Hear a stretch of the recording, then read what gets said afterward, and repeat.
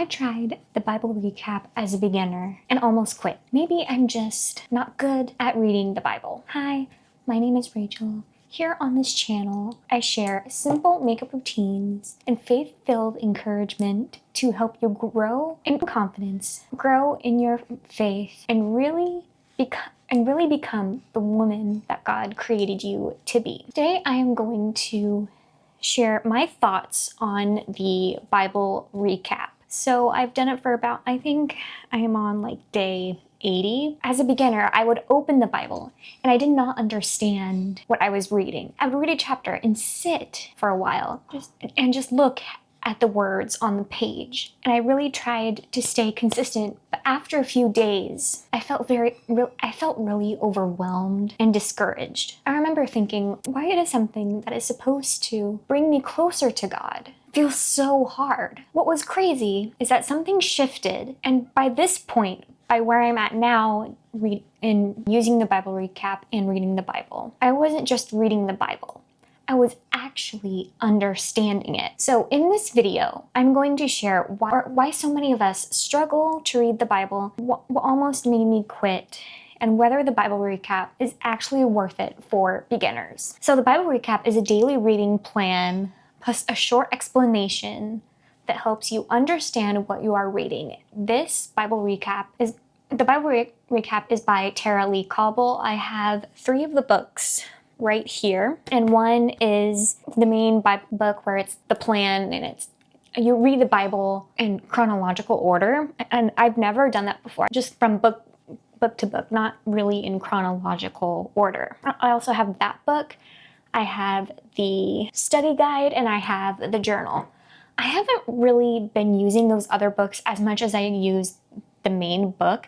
I am going to start using them again, but there's also the podcast that Tara Lee Cobble does, and it is amazing. So I go between the book and the podcast, and on the Bible app, they do have the Bible recap plan on the Bible app as well. I kind of go in between those 3. Okay, let's talk about my experience as a beginner. I thought it would be easy and expected to feel consistent right away. And I thought I would be more confused on reading the Bible, and I felt like I would fall behind and not understand hard passages.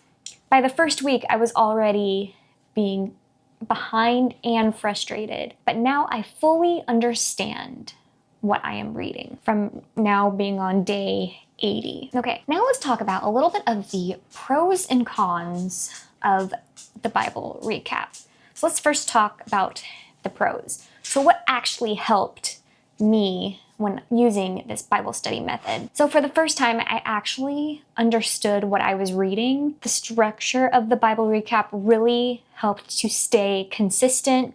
The explanations give a lot of clarity. It really helps to build a habit of reading every day. I read every morning I read the Bible every morning when I'm doing the Bible recap. If you're expecting it to feel easy, it really doesn't. Now let's talk about the cons.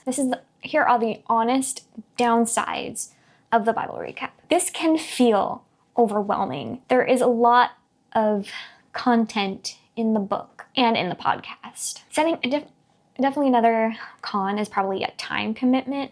Setting aside time to read the Bible can be a little hard if you're really busy.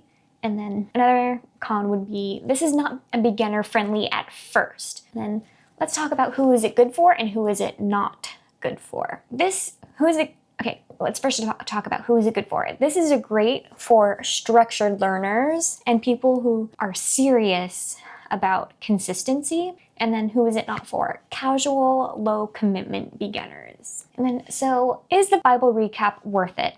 Yes, but only if you are willing to push through the first week. I really pushed myself to really read the entire scripture for that specific day. And I am definitely more consistent than I was for the first week. So if you're trying to grow in your faith and stay consistent, here is another YouTube video where I share some other faith-related resources and tools. So I'll see you guys in the next video.